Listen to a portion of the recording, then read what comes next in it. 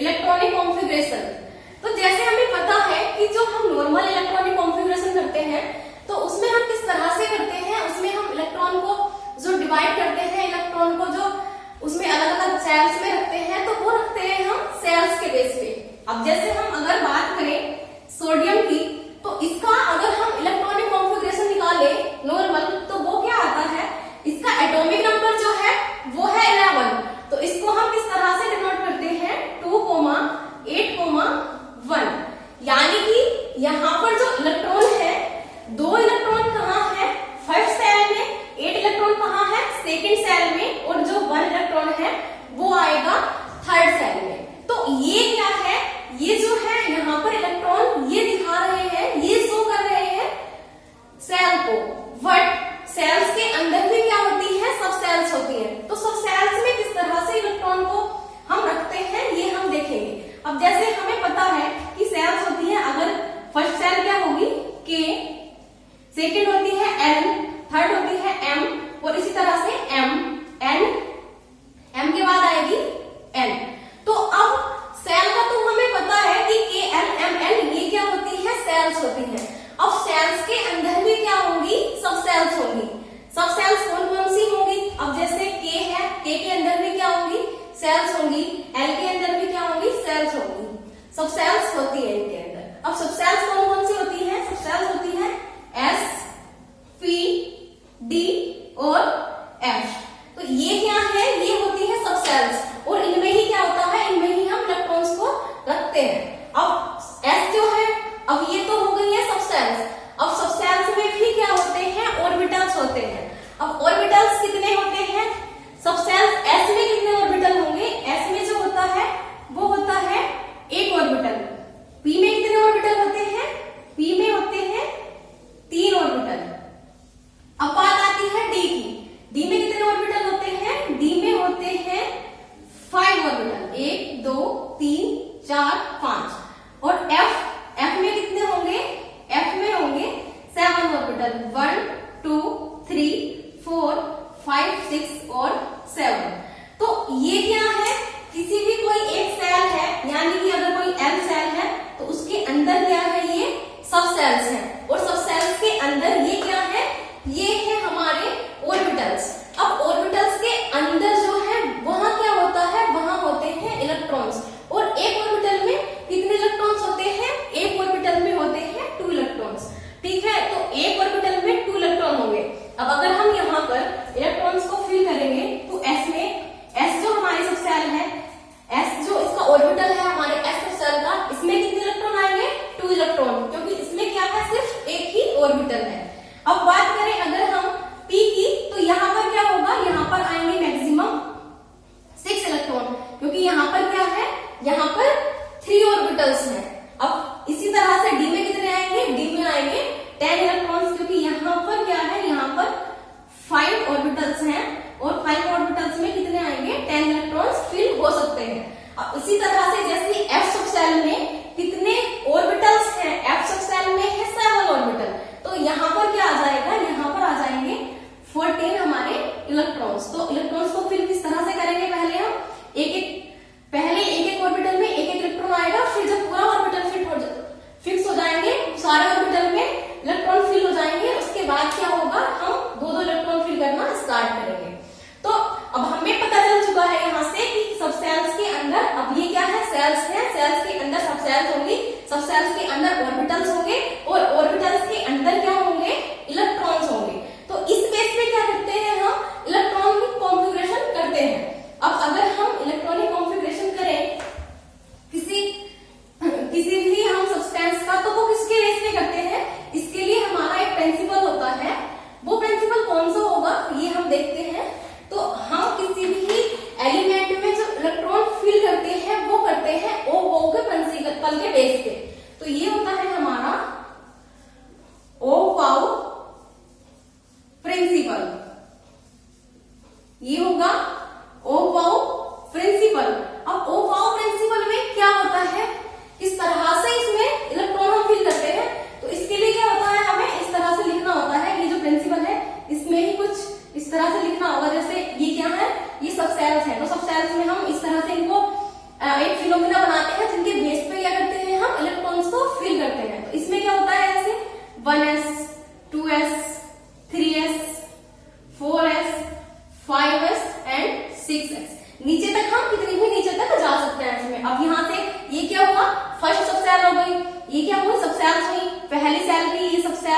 Second cell की S सब cell. अब यहाँ से क्या होगा, एस तो हो चुकी है, एस के बाद क्या आता है पी सब सेल।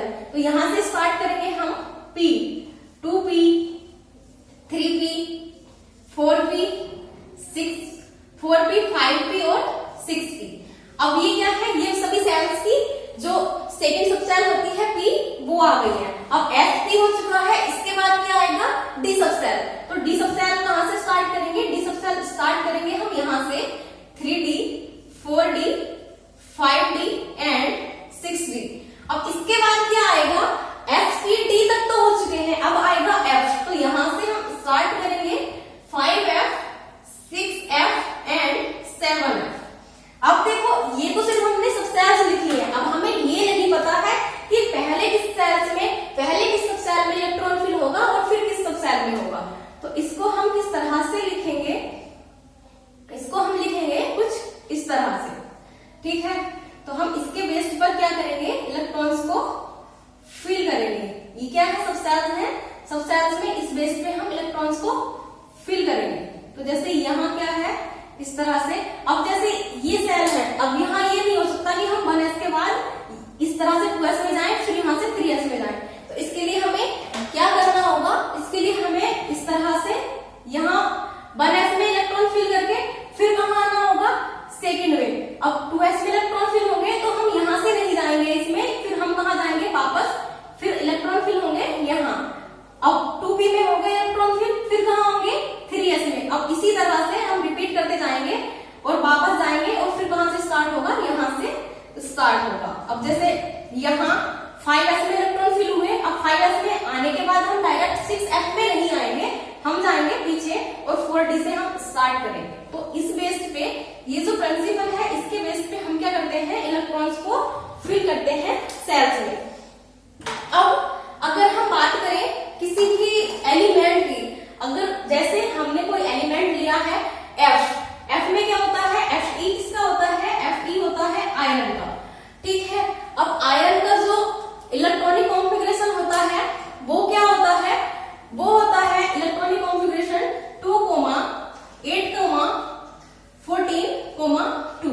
क्योंकि इसका जो एटॉमिक नंबर होगा, एटॉमिक नंबर क्या होगा, एटॉमिक नंबर होता है 26। तो आप देखो यहाँ पर कितने इलेक्ट्रॉन्स हैं, 2, 8, 10 और 2, 12 और 12 और कितने हैं यहाँ 14, तो ये हो गए 26। तो अब यहाँ पे ये जो इलेक्ट्रॉनिक कॉन्फ़िगरेशन लिखा है, ये जो है सिंपल इलेक्ट्रॉनिक कॉन्फ़िगरेशन है। यहाँ पर हमें ये नहीं पता चल रहा है कि किस सब सेल में कितने इलेक्ट्रॉन्स हैं, यहाँ पर हमें दिख रहा है तो सिर्फ सेल दिख रहा है, ये KLMN, ये क्या है सब सेल, ये है सब सेल्स। और अगर हम सब सेल्स की बात करें तो हम सब सेल्स में इस प्रिंसिपल को बेस मानते हुए किस तरह से इलेक्ट्रॉन्स को फिल करेंगे। तो हम देखते हैं, अब जैसे फर्स्ट क्या है, पहली 1s क्या है, 1s है फर्स्ट सेल जो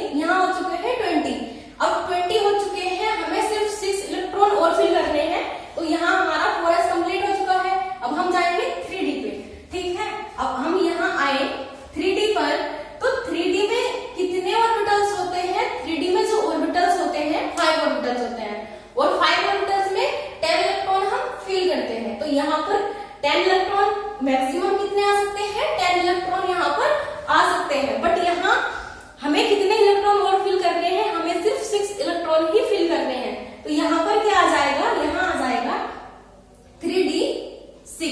अब हम इनको काउंट करेंगे कि हमारे जो इलेक्ट्रॉन्स हैं ये सही से फिल हुए या नहीं। तो 2 2 4 6 10 2 12 18 और 2 कितने हुए 18 2 20 और यहाँ हुए 26।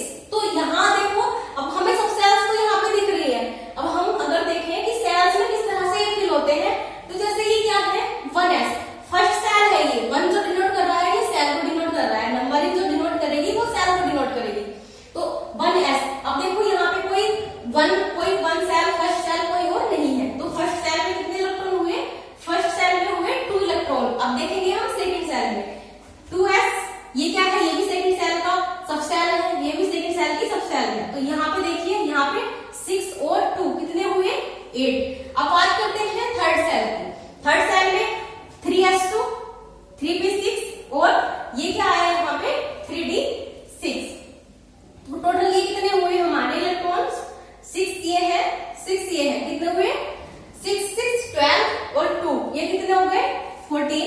अब आते हैं फोर्थ सेल में। तो फोर्थ सेल में कितने हैं, यहाँ पर सिर्फ फोर्थ सेल की एक ही सब सेल है 4s2। तो यहाँ पर क्या हुआ 2। तो अब देखेंगे अगर हम यहाँ, तो यहाँ क्या हो गया है, यहाँ पर देखो 2 इलेक्ट्रॉन जो है फर्स्ट सेल में वो है, सेकंड सेल में जो है 8 इलेक्ट्रॉन है।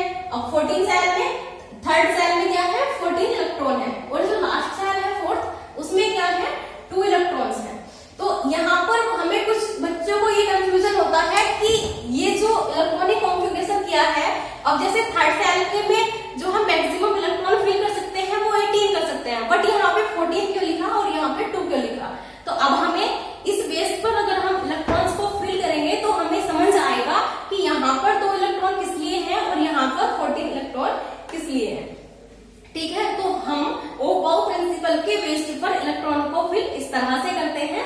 हमें पता है कि सेल्स कितनी होती है, सेल्स होती है KLMN, उस सभी सेल्स में सब सेल्स होती हैं SPDF, और जो सब सेल्स होती हैं उनमें भी ऑर्बिटल होते हैं। जैसे S में 1 ऑर्बिटल, P में 3 ऑर्बिटल, फिर 5 ऑर्बिटल और फिर D में होते हैं, F में होते हैं 7 ऑर्बिटल। तो इस तरह से हम क्या करते हैं, हम इलेक्ट्रॉन्स को फिल करते हैं इस प्रिंसिपल के बेस पे।